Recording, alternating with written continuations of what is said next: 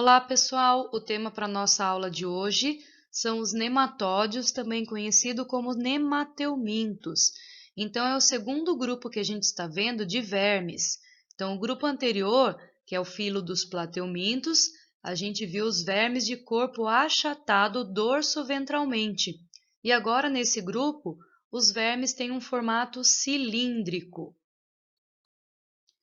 As características gerais para os animais que pertencem a esse grupo é que eles apresentam o corpo cilíndrico, alongado, não segmentado, então não é dividido em partes, e ele é afilado nas duas extremidades, então vai afinando nas duas pontas.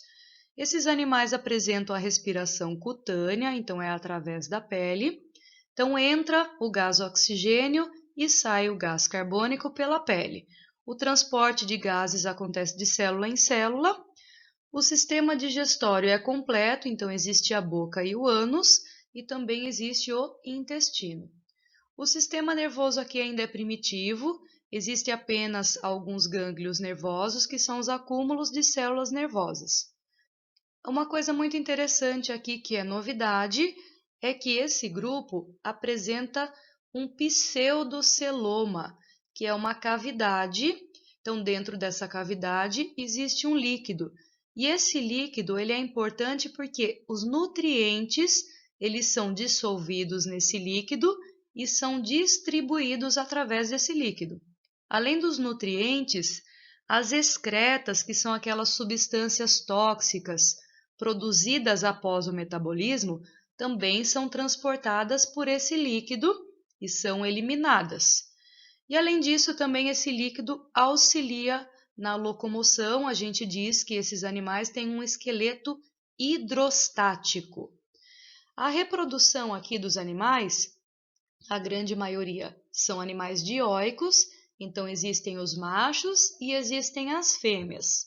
Então eles cruzam, eles fazem a fecundação interna, então o encontro dos gametas acontece dentro do corpo da fêmea. E existe uma fase larval, então de um ovo nasce uma larva e a larva se desenvolve para se transformar num adulto. Um exemplo interessante aqui de nematódios é as ascaris, também conhecida como lombriga. O nome científico da lombriga é Ascaris lumbricoides. Esse animal é o causador da doença chamada ascaridíase. Cuidado que lombriga é o nome do animal que causa a doença ascaridíase. Aqui nós temos uma figura representando o corpo do animal. Então, em uma extremidade existe a boca, na outra extremidade o ânus, existem os gânglios nervosos, a faringe, o intestino, o pseudoceloma, que é por onde circula o líquido, e existe também o canal genital, por onde acontece a cópula. Essa figura aqui, ela mostra uma lombriga fêmea, que ela tem um tamanho maior do que a lombriga macho. E nessa outra figura, nós temos um intestino lotado de lombrigas. Nesse slide, a gente vai estudar a doença ascaridíase, que é a doença causada pela lombriga. Então, vamos começar aqui com a pessoa doente. O que significa a pessoa estar doente? É que no intestino dela, ela tem os vermes adultos, tanto os machos quanto as fêmeas. Então, os vermes, eles cruzam no intestino e as fêmeas depositam os seus ovos lá dentro. Na etapa número 2, esses ovos são eliminados com as fezes e vão contaminar o solo. Então, na maior parte dos casos, quando eu falo em ascaridíase, eu estou falando em falta de saneamento básico para que esses ovos contaminem o solo. O ovo, quando ele é liberado, ele ainda está num estágio infértil. Ele vai se desenvolvendo até que dentro dele se transformem as larvas. Esses ovos que estão contendo as larvas, eles têm que ser ingeridos por uma pessoa. Eles podem ser ingeridos em uma água contaminada ou em um alimento contaminado, mas também por falta de higiene, nós podemos ingerir esses ovinhos. Então, aqui na etapa número 2, vamos para 5. Os ovos eclodem no intestino e as larvas saem do intestino e vão para a corrente sanguínea. Numa próxima etapa, as larvas elas sobem aos pulmões e vão para a faringe para elas irem para onde? Para voltar para o intestino. Então elas são engolidas. Nesse momento que as larvas sobem aos pulmões e chegam na faringe, a gente sente uma leve coceirinha e a gente engole a larva. Então, engolindo a larva, ela vai ser direcionada ao intestino delgado e lá os vermes vão se tornar adulto e o ciclo recomeça. Então, é importante a gente entender o ciclo de uma doença para que a gente saiba como que acontece a contaminação e como que nós devemos fazer a profilaxia. Então, nós nos contaminamos quando a gente ingere os ovos em uma água ou alimento contaminado. Como o verme ele vive no intestino, os sintomas são associados com o intestino. Então, cólicas abdominais, às vezes diarreia, indisposição, fraqueza e emagrecimento. Como formas de profilaxia e de prevenção, primeiro a gente tem que pensar em saneamento básico para que esses ovos que são liberados nas fezes não contaminem o solo.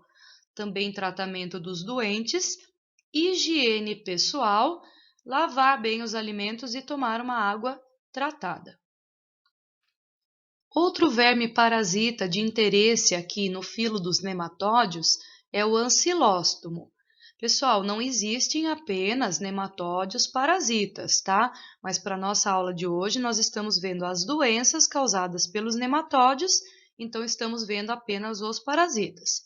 Então, o ancilóstomo vai causar a doença ancilostomose, também conhecida como amarelão. Existem dois vermes diferentes que causam a mesma doença, que é o Ancylostoma duodenale e o Necator americanus. Ambos causam as mesmas doenças com os mesmos sintomas e a mesma forma de contaminação que a gente já vai ver. Então aqui a gente tem uma imagem do ciclo da doença, da ancilostomose ou amarelão.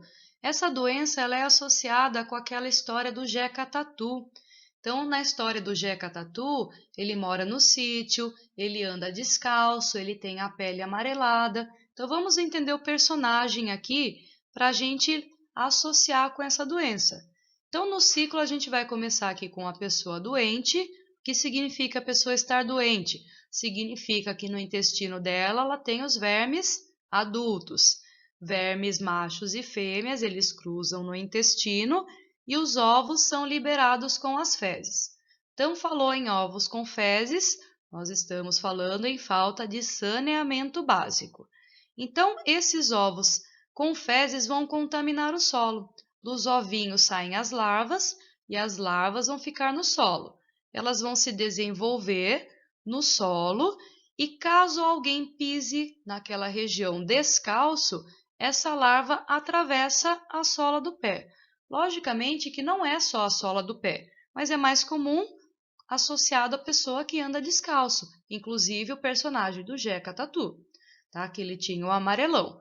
Então essas larvas, elas penetram pela sola dos pés, vão para a corrente sanguínea e vão ser direcionadas ao intestino, onde elas vão ficar adultas e o ciclo recomeça, tá? Os vermes vão cruzar, vão botar ovinhos, os ovos vão ser liberados com as fezes. Então, como que a gente se contamina com essa doença? Andando descalço em um solo que contém as larvas do ancilóstomo. Quais são os sintomas principais associados a essa doença? A pele amarelada. Por que a pele amarelada? Esse animal ele tem na boca alguns ganchos e para ele se fixar no intestino, ele prende na parede do intestino com esses ganchos. Isso provoca um sangramento, uma perda de sangue. Por isso é que a pele fica amarelada. Além disso, a pessoa se sente muito cansada e ela acaba perdendo o peso. Como que a gente não pega a doença? Quais são as medidas de prevenção, de profilaxia? Bom, falou em fezes com ovos, a gente tem que pensar em saneamento básico. e, logicamente, também o tratamento dos doentes. Se a gente pega andando descalço, então não devemos andar descalço em um solo que pode estar contaminado. Nós temos também um outro verme de interesse aqui, que é o bicho geográfico. O nome científico dele é Ancylostoma brasiliensis. Na verdade, o bicho geográfico não é considerado uma doença. Ele é mais um incômodo para o ser humano. Na verdade, este verme, ele causa o amarelão nos cães e nos gatos. Então, os cães e os gatos que têm esse verme no intestino têm os sintomas parecidos com os seres humanos e eles adquiriram da mesma maneira. Então, a larva do verme também penetrou nas patas do animal e foi para o intestino. Só que o que acontece? Quando o animal ele libera os ovos num solo, por exemplo, numa areia, né, que os gatos eles preferem as areias, ele vai deixar os ovinhos lá, as larvinhas vão se desenvolver como acontecia na ancilostomose, no caso dos seres humanos. Daí, quando um ser humano ele pisa descalço numa areia ou num solo que contém essa larva, vai acontecer o mesmo. Essa larva ela vai penetrar pela sola dos pés, principalmente. Essa larva aqui, ela penetrando na sola dos pés do ser humano, ela não consegue atingir a corrente sanguínea como ela deveria fazer se ela penetrasse na pele de um cão ou de um gato. Então ela fica presa embaixo da pele. E ela tenta escapar ou tenta encontrar a corrente sanguínea e ela vai deixando rastros sob a pele. E essa movimentação ela causa uma intensa coceira. Então é um incômodo para a pessoa. Então nessa figura aqui, ó, nós estamos mostrando essas marcas, o caminho que a larva faz embaixo da pele. Ela está presa aqui dentro. Por conta desses desenhos semelhantes a mapas, é que veio esse nome bicho geográfico. Então, para você se prevenir, medidas de profilaxia, primeiro, vermifugar os animais. Então, os animais que são vermifugados, eles não eliminam no ambiente o Ancylostoma brasiliensis. Nós devemos também evitar de levar cachorros nas praias. Então, na verdade, é proibido você levar cachorro nas praias por conta dessa larva ficar na areia. Só que não temos como evitar que gatos frequentem, por exemplo, as areias da praia. No caso de parquinhos, né, evitar esse contato direto com areia de parquinhos e de praia. Então, quando você for na praia ou quando você for brincar no local onde tem caixa de areia, não coloque o contato direto da sua pele com a areia, porque nessa areia pode existir as larvas, que são chamadas de larvas migrans. Ela vai penetrar na sua pele e vai deixar esses rastros por baixo da pele, tá? O tratamento é muito simples, com medicamentos, né, com pomadas. Essas pomadas, elas vão matar esse verme e ele vai ser absorvido pelo seu organismo.